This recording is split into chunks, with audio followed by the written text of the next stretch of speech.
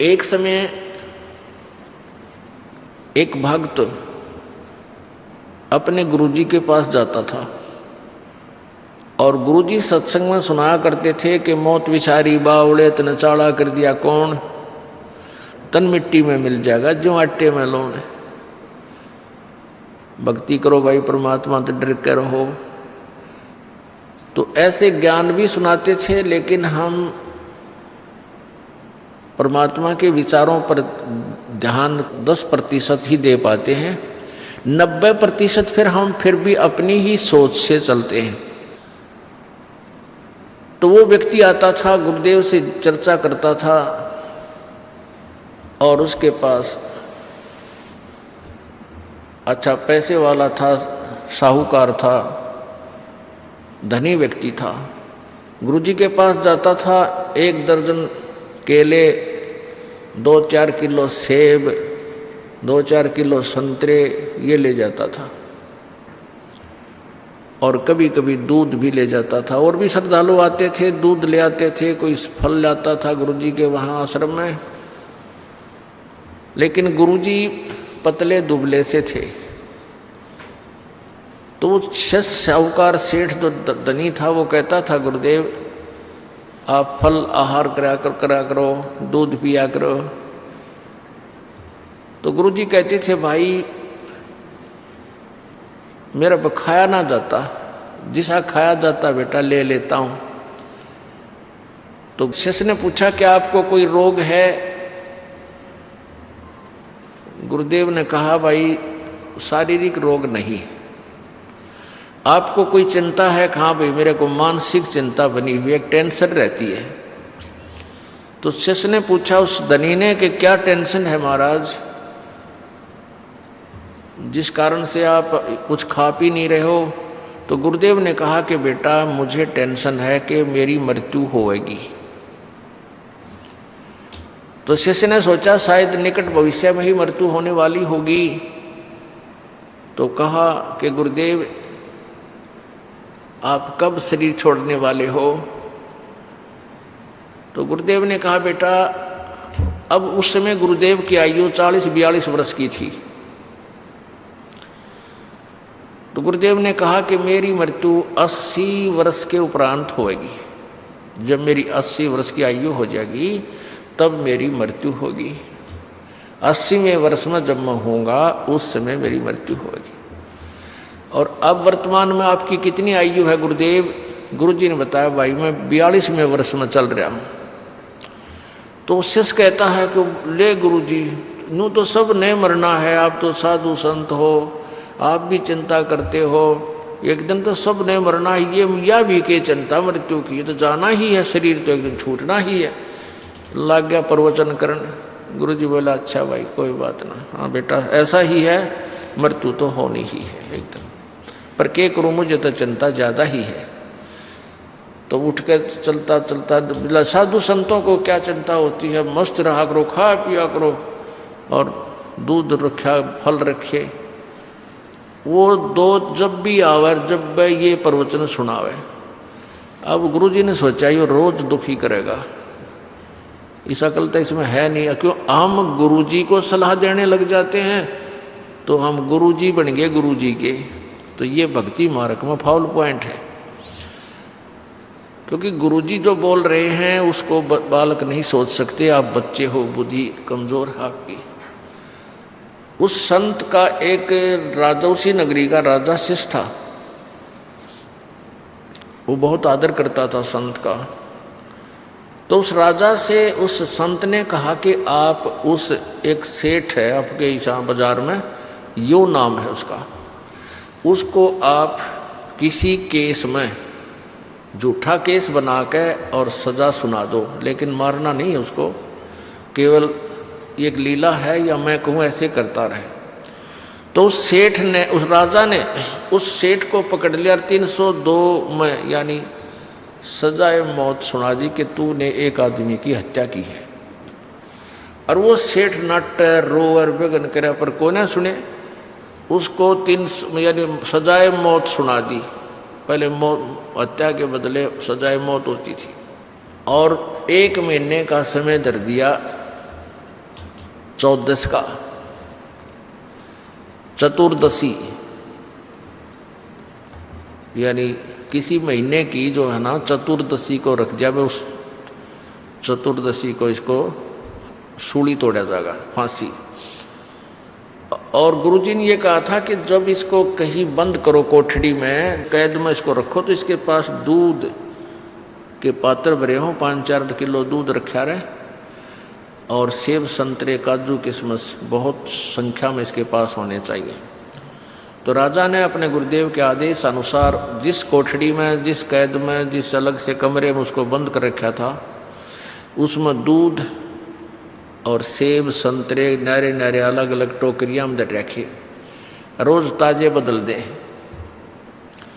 जब रह लिए 4 दिन उस 14 के, अबू लाला जी अच्छा मोटा तगड़ा सेठ थी, सूख के कति अस्थि पिंजर हो गया उसका। अब वो गुरुजी गए उस जेल में, वो कोठड़ियाँ बनी हुई थी लाइन में, आगे लोहे के सरिया के वो लगे हुए थे गेट। महाराज जी जा रहे हैं, उस सेठ ने पता लग गया कि तो गुरुजी गए। आवाज़ लगाई, गुरुजी गुरुजी, हे महाराज जी नमो नारायण, हे महाराज जी राम राम। महाराज जी को तो पता था, बोल लगा, मैंने देखते हैं आवाज़ लगा होगा, पता लग जाए कौन सी में फिट हो रहा है हमारा भगत। तो उसने गुरुजी ने ऐसे करके देखा, रे कौन है भाई, कि कौन है जो मुझे याद कर रहा है, बोल रहा है। कहने लगा जी मैं वो आपका भगत है, फलाना राम है। गुरुजी ने ध्यान से देखा, ने बोला भाई तू तो बहुत कमज़ोर हो गया बेटा, क्या बात होगी। कहने लगा जी मेरे को झूठे केस में फंसा रखा है, मैं भगवान की कसम खा के कहूँ मैंने कति मानस नहीं मार रखा, और मेरे को 14 को हे भगवान 4 दिन रह गए, मैंने सजा सुनावेंगे। महाराज जी बोले भाई रोट कि मैं खाना खूना नहीं खाता, तो बहुत वीक हो गया रहे, ये सेब संतरे दूध खाया नहीं करे, तू बहुत कमज़ोर हो गया। अब महाराज जी मुँह की तरफ भी ना करा जाता, कति रुचि ये नहीं बनती, मन तो 14 दिखा है 14 से।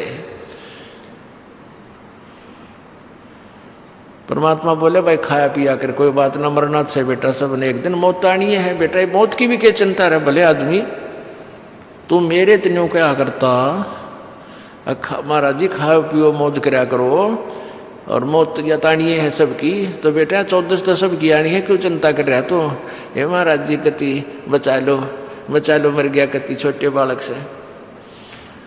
तब गुरुदेव ने कहा बेटा जैसे तुझे या 14 दिखाई देती है और तेरे कलेजा बाहर ना रहना, ये खान न जी करता ना कि मैं पीने को दिल करता, ऐसे ही मुझे 80 साल 80वां वर्ष दिखाई दे रहा है कि वो दिन आवेगा। इसलिए मैं अपने मालिक ने याद गणा करता हूँ, मुझे बकवाद अच्छी ना लगती। जैसे आज तुझे यहाँ कोई राग निकाल लो, चाहे फिल्म चला लो, और चाहे कितना डांस कर लो, तेरी रुचि नहीं बन सकती। कहाँ जी नहीं बन सकती। जब राजा को बुलाया, छोड़ दे तो हमारा भगत है, यू गलती नहीं कर सकता। वो तो उनकी बतलाई हुई बात थी, राजा ने बरी कर दिया और चरण पकड़े। परमात्मा बोले ईब सुना, क्या हाल है तेरा। अग जी कति ना तो 2 नंबर का काम करूँगा हैं, और कद्दे भी मिलावट नहीं करूँगा, इतनी तो मैं गलती बहुत करूँ था। तो बेटा तेरे को सुधारना भी था, तो आवे था, चलो दान कर गया, उसके बदले धन दे देता भगवान, तो तू दूना माच रहा था और नरक में जाना था तुझे। और ऐसे याद रख ना विरापत्ति किस कारण से कब से आ जाए तेरे ऊपर, और मालिक की शरण में रहेगा तो बचाव बढ़ेगा। तो परमात्मा हमें क्या बताया करते थे,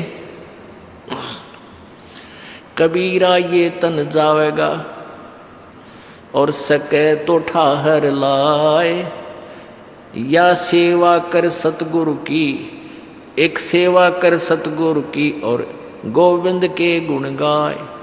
कहते हैं ये तन तो जावेगा, मृत्यु होगी, अवश्य होगी, ना कोई रहा इस शरीर में ना ही रह पावेगा, क्योंकि ये गंदा लोक है, ये रहने का स्थान नहीं है। ये इसलिए शरीर आपको दिया गया है कि इस मिट्टी से आप सोना बना सकते हो। इस मिट्टी से, इसमें राम सतनाम का बीज बीज के और धर्म आदि 5 यज्ञ की सिंचाई करके आप इसे मोक्ष रूपी ये फल प्राप्त कर सकते हो। यदि ये नहीं कर सके तो ये यूजलेस है, ये मिट्टी में मिट्टी एक दिन मिल ही जानी है। फिर क्या है कि परमात्मा कबीर जी कहते हैं कि कबीर ये तन जावेगा, सके तो ठाहर ला। ठाहर क्या होता है? एक सपोर्ट। जैसे पहले पुराने समय में हमने देखा घर कच्चे होते थे, मकान कच्चे मकान थे, मिट्टी की ईंटों से बने हुए, ऊपर से मड प्लास्टर होता था, यानी गारा का प्लास्टर कर दिया करते थे, और उसमें ऊपर कड़ी होती थी, कड़ी लकड़ी, इसकी काठ की लकड़ी की कड़ी होती थी, छोटे छोटे वुडन बैटन बोलना जिसको, और एक सतीर होता था वुडन बीम। तो कई पुराने मकानों में वो बीम जो होता था, सतीर, वो क्रैक हो जाता था, और उसके नीचे क्या करते थे वो घर वाले, एक और मोटी कड़ी, मोटी बली बोले, बड़ी, ये जैसे बल्ली बोले हैं, बल्ली, ऐसी मोटी बल्ली, और नीचे एक प्लेटफार्म सा बना के या कोई पत्थर उत्थर मजबूत रख के जमीन पे, और उस बल्ली ने उसके नीचे सपोर्ट दे देते थे। जहाँ से वो क्रैक हो गया, वो सतीर जहाँ से टूटने वाला था, गिर जाना था, उसने सारी छत गिर जानी थी, मकान गिर जाना था, तो उस एक ठाहर ने, उस एक सपोर्ट ने, उस बल्ली ने उस सतीर को सहारा दे दिया, वो गिरा नहीं, टूटा नहीं। और वो बल्ली से बनवाने 20 वर्ष निकल जाए उसके, वो छातनियों की न रुकी। तो परमात्मा कहते हैं हो सकता है कोई प्रारब्धवश, आपके संस्कारवश आपकी मृत्यु होने वाली है, और छोटी उम्र में होने वाली है, 20 वर्ष में, 30 वर्ष में, 40 वर्ष में। यदि आपने परमात्मा की शरण ग्रहण कर रखी है, कबीर परमेश्वर की, तो वो परमात्मा आपकी इस जीवन को ठाहर बन जाएगी। वो परमात्मा की भक्ति आपके इस जीवन में उस मृत्यु होने वाले समय में ठाहर बनेगी, वो सपोर्ट बनेगी, बल्ली का काम करेगी, और फिर मनमाना आप 20 साल 30 वर्ष और जीवित रह सकते हो। तो परमात्मा कबीर जी कहते हैं, कबीर ये तन जावेगा, सके तो ठाहर लाए, एक सेवा कर सतगुरु की और गोविंद के गुण गाए। यानी इसको रोकने के लिए, इस जीवन को उस आगे एक्सटेंशन भी चाहता है, तो परम संत की शरण में आ सेवा कर। यानी सेवा का तात्पर्य है कि उसके जैसे भी वो आदेश दें उसी प्रकार सत्संग सुन, यहाँ आकर के दान पुण्य जैसा तेरे हाथ से बनाकर, और भक्ति जो उसने उपदेश दिया है सच्चा, उसका जाप करो। इससे तेरी आयु भी एक्सटेंड हो जाएगी। अब जैसे ये ज्ञानहीन व्यक्ति थे, जिन्होंने भक्ति का ज्ञान नहीं, परमात्मा को पहचाना नहीं, ऋषि महर्षि की पदवी पा गए, उन्होंने पूरे समाज को उल्टा घुमा दिया। अब जैसे कोई व्यक्ति दुखी है, संस्कार के यानी पाप कर्म, देखो पुण्य से सुख होता है प्राणी को और पापों से दुख होता है, अंडरस्टूड है, ये तो प्रत्येक ने बेरा है।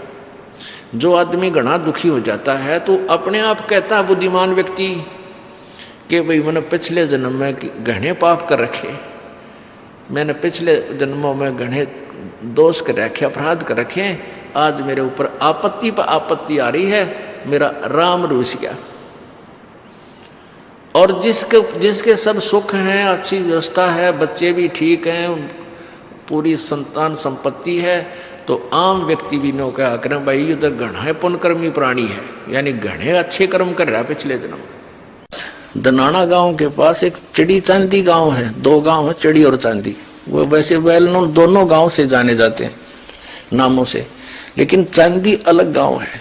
उसमें ज्यादातर मुसलमान थे, तो मुसलमान पाकिस्तान जा रहे थे, तो मुसलमान तो चले गए, वो 2-3 दिन घरों में रहे थे, अपनी सुरक्षा करके चारों तरफ लठलेले खड़े रहे, कोई मार ना दे आके, घर से बाहर नहीं निकले। तो उन्होंने टट्टी पेशाब जो करे थे, वो एक जो टीन था घी का, घी डाला करते उसमें, वो टट्टी पेशाब उसमें डाल गए सारा, और उसका लोक ला दिया, और चलते समय वो निकल गए, वो तो चले गए जैसे तैसे। फिर आसपास के गांवों के लोग गए उसमें बचे हुए सामान को लूटने के लिए। एक दनाने गांव का भी एक व्यक्ति नए जूते पहन के और चला। उसका पिताजी कहने लगा, कहाँ चला तू? 17, 18, 20 साल का उम्र का था वो। कहने लगा, बाबू पिताजी बोल रहे ना माल लूट के लाऊंगा। वो चांदी गांव में चला गया। तो उसने, क्योंकि उस समय थोड़ी शिष्टाचार अधिक था, वो एक घर में घुसने लगा तो खूब लिपया पोता बढ़िया सुथरा था, उन्हें जूती बाहर काट दी। अब प्रवेश कर गया घर में सामान ढूंढने के लिए। पीछे तो उन जूतिया ने कोई और पहन गया, वो नए जूते। उसने और तो कुछ पाया ना। उसने सोचा घी का टीन है 12 और लोक लाग रहा है। उन्हें उठाया, फट दे सिर पर दरिया और चल दिया पैदल। और 7-8 किलोमीटर है वहां से, चांदी गांव दनाना से। वो 7-8 किलोमीटर पहुंचा, इतने सूर्योदय होने वाला हो गया। उसका पिताजी उसने गली में बैठा पाया द्वार के सामने। जूते कहाँ तेरे? रुक गया। जब उसके पिता ने कहा था जूती ना खोइए, क्योंकि उसमें बड़ा गरीब समय था, जूते मुश्किल से बना करते। तो पिताजी ने जूतियां की चिंता थी, तेरी जूती कहाँ है? ने बोला, बोल रहा ना जूती तो गई सो गई, माल ले रहा हूं आजा। उन्हें भीतर जाके और कोठे में खोला, साड़ में रख दिया। बोला, जा बाबू दिखाऊंगा। पिताजी वो तोड़ा तुला तोड़ा, देखा उसमें गोबर गंद बड़ा टट्टी पेशाब मारे। उसका बाबू ने मारे उसके दुआ चढ़े, दुष्ट यू के ले आ गए तू। अब उसने कोई गली में गिर देना, बार बार ना के कौन डालने दे। उन्हें ठा के सिर पे 2 किलोमीटर और डाल का बड़ी में जाके उन्हें गिरना मुश्किल हो गया, घर तो उठाना मुश्किल हो गया। तो यो सत्यार्थ प्रकाश वो चांदी वाला घी का 12 था। हरियाचार्य सिर पर ठाए अंडे थे। हरिदास ने इसका ताला खोल के दिखा दिया, इसमें माल तो देख लो के है, लेवल तो देसी घी का है, पर माल के ही दिखा दिया इनका। ये भी न कि तो फूकना मुश्किल हो जाएगा।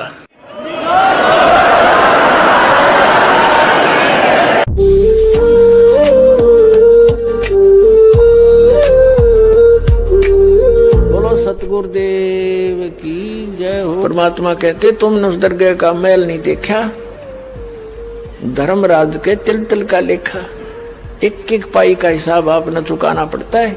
और इस जैसे भी अभी आपको बताया कि पहले इस अज्ञानता में आपने कितनी गलती कर दी और कितने अपराध बन गए। कसाई तक का भी उदाहरण दे रखा है कि सदना नाम का कसाई था और वो भी अपने जॉब को छोड़ना नहीं चाहता था। कदे भूखा मर जाऊं मैं और क्या करूंगा। भगवान संतों का ज्ञान सुना, पर संत से मिला सदना और प्रभावित हुआ, सारी बातों को स्वीकार किया, लेकिन रोजी रोटी फिर अड़ गई आगे। संत परमात्मा स्वयं आते हैं साधु रूप बना के, अपनी प्यारी आत्माओं को सतमार्ग बताते हैं। कबीर परमेश्वर आते हैं, साधु रूप में बैठे थे। तो सदना कसाई ने सत्संग सुना, परमेश्वर जो संत रूप में आए हुए थे कबीर जी, बड़ा प्रभावित हुआ, अपने कर्मों की तरफ झांका और कहा, भगवान मन तो नाश कर दिया, क्या मेरा भी उद्धार हो सके गुरुदेव, हे महात्मा जी। तब संत ने कहा, संत रूप में परमात्मा विराजमान थे, कहने लगे, भाई आगे पाप करो ना और पिछले माफ हो जाएंगे इस भक्ति साधन से, मैं बताऊंगा ऐसे जी को कर बात बनेगी। और तो कोई साधन नहीं रोजी रोटी का। परमात्मा संत जी ने कहा, परमात्मा संत रूप में बैठे थे, बेटा पेट में भगवान ने पाला तू, जब कौन रोटी लेकर जाया करता तेरी, कौन पहुंचाता था।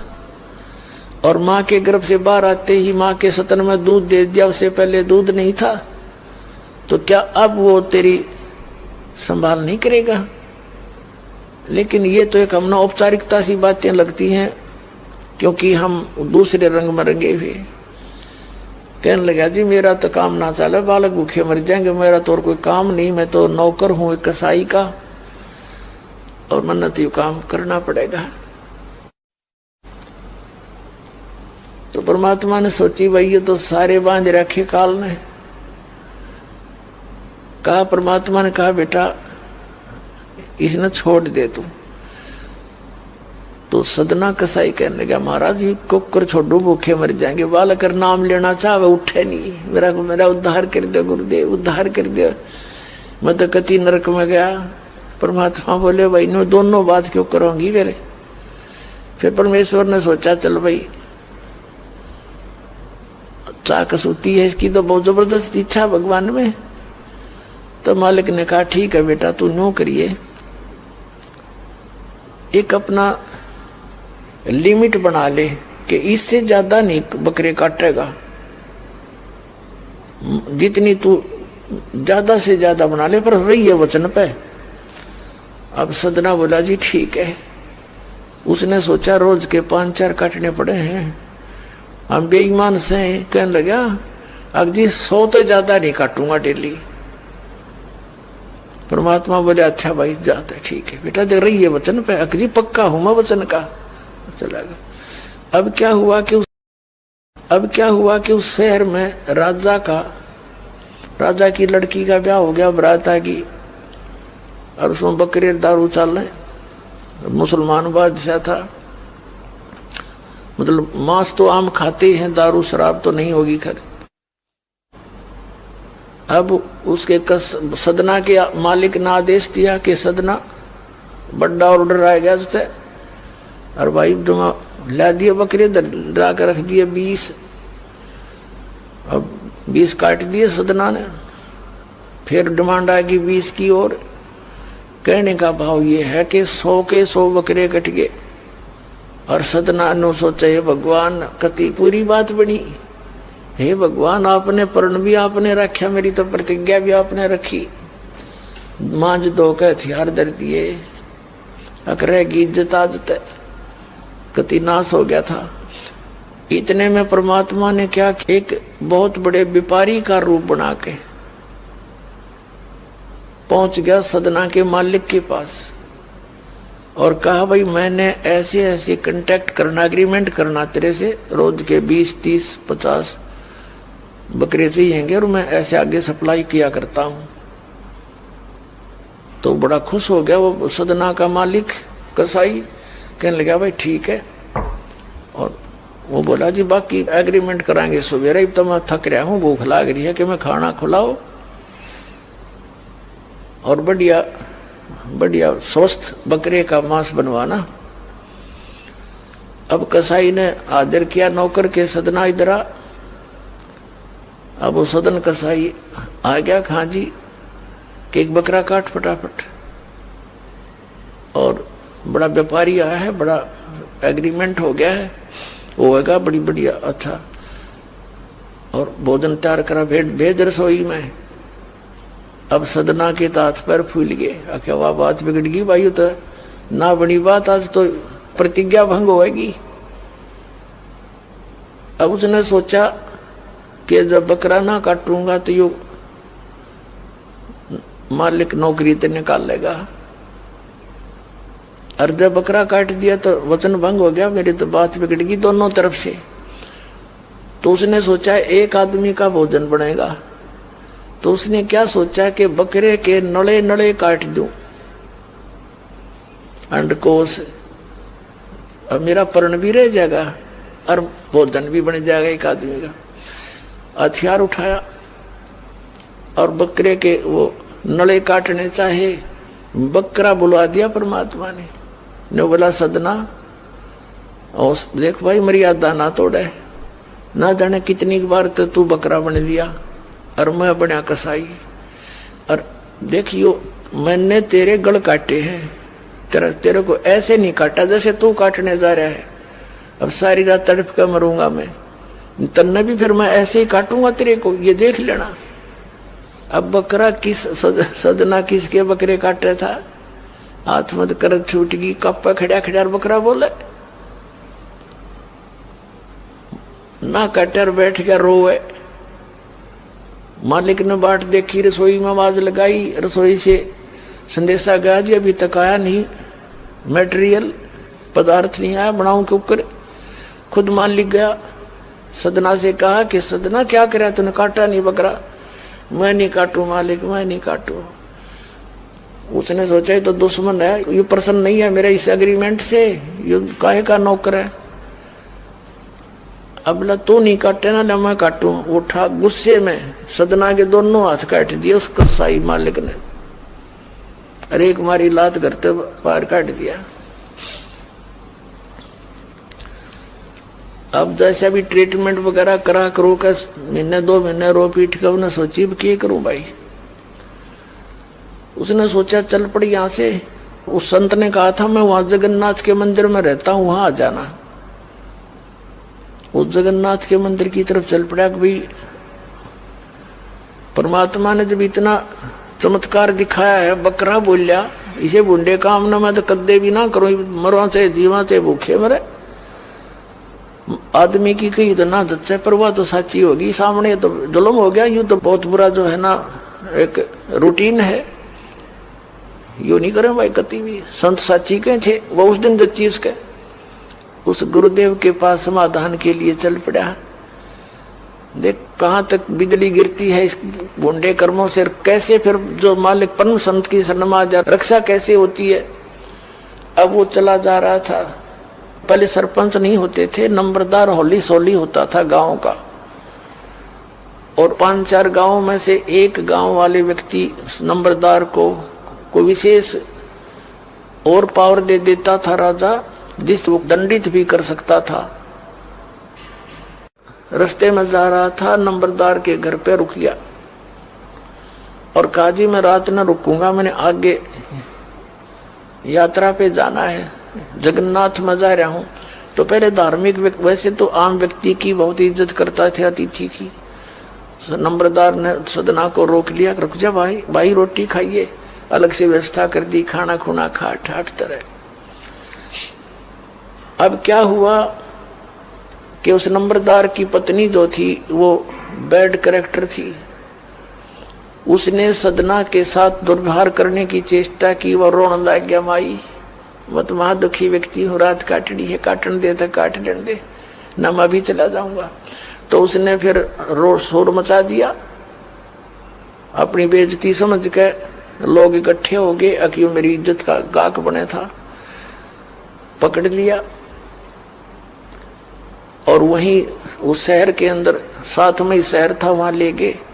राजा था, वहां का नवाब था, उसके सामने उसको पेश किया गया, उसको सजा सुना दी कि इसको मीनार में चिन दो, भुगत कर मरे। इसको कितना नंबरदार ने इसको इज्जत से रखा और इसने धोखा किया, उसी के साथ पत्नी के साथ दुर्व्यवहार करने की चेष्टा की। और उसकी पत्नी ने गवाही दे दी, जी मेरे ऐसे ऐसे सतन पकड़ दिए इसने। अब मीनार के अंदर खड़ा करके मीनार चढ़वा दिया, बंद कर दिया। अकाब मर जाएगा चिल्ला चिल्ला के, रो पीट के।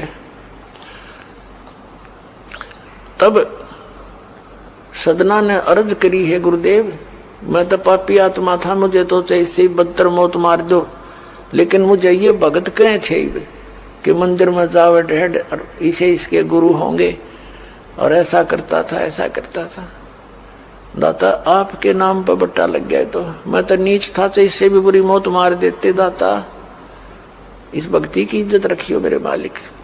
इतना ही कहा था, वो सारा मीनार फट गया और ईंटें उन सरपंच के सर में लगी, उसकी पत्नी के दोनों सतन कट के वहीं गिर गए, खून चल पड़ा।